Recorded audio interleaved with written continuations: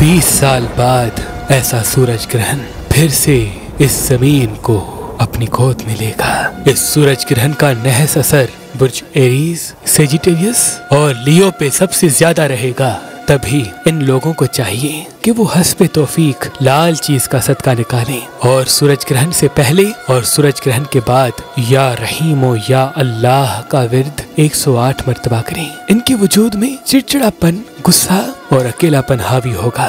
कोशिश करके 7 अय्याम तक ये बड़े फैसले या बड़े सफर से थोड़ा सा किनारा कशी करें। अल्लाह उनको अपनी अमान में रखेगा। और बुर्ज टॉरस, विर्गो और कैप्रिकॉर्न के लिए इस ग्रहण के बाद नए असबाब मंजर आम पे आएंगे, लेकिन ग्रहण के वक्त कोशिश करके ये कच्ची जमीन पे न चलें और ज्यादा पानी पिएं और ग्रहण से पहले और बाद में हस्बे तौफीक किसी सफेद चीज का सदका दें और या रज़्ज़ाक़ को या अल्लाह 108 मर्तबा पढ़ें। और बुर्ज जेमिनी, लिब्रा और एक्वेरियस वाले माली हवाले से किसी पे भरोसा न करें और लेन देन से तकरीबन 21 दिन दूरी इख्तियार करें और कोशिश करके हरी चीजें ज्यादा खाएं भी और पहने भी और हरी चीज का सदका दें और ग्रहण से पहले और बाद या गफ्फारो या मुइज़्ज़ो या अल्लाह 108 मर्तबा पढ़ें। अल्लाह अपनी अमान में रखेगा। और बुर्ज कैंसर, स्कॉर्पियो और पाइसिस वाले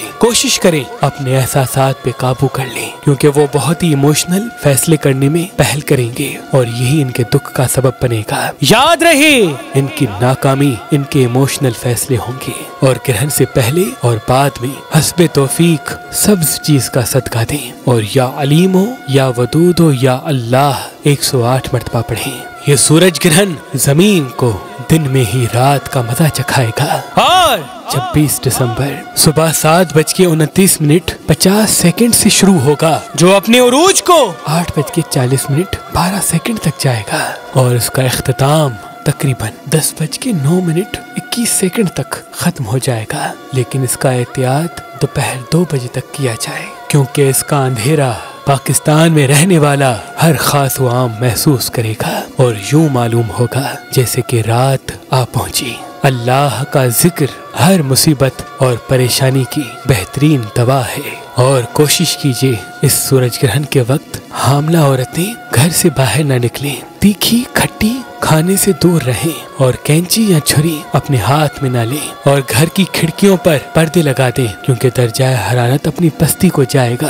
और हमारे बच्चे और जवान सूरज ग्रहण को देखने की कोशिश न करें, क्योंकि इनका असर इंसान के दिमाग और आंखों पर नहस होगा। मैं आपसे अर्ज करूंगा कि इस सूरज ग्रहण के वक्त नमाज आयात जरूर पढ़ें। नमाज आयात में 2 रकत और हर रकत में 5-5 रुकू हैं। नमाज आयात 2 तरीकों से पढ़ी जाती है। पहला तरीका, नमाज आयात की नियत करके अल्लाह अकबर कहा जाए, फिर सूरह फातिहा और कोई भी छोटी सी सूरत पढ़ी जाए। बाद में फिर अल्लाह अकबर कह के रुकू अंजाम दिया जाए और रुकू के बाद फिर से सूरह फातिहा और कोई छोटी सी सूरत पढ़ी जाए, फिर रुकू किया जाए तब तक जब तक 5 रुकू पूरे नहीं होते।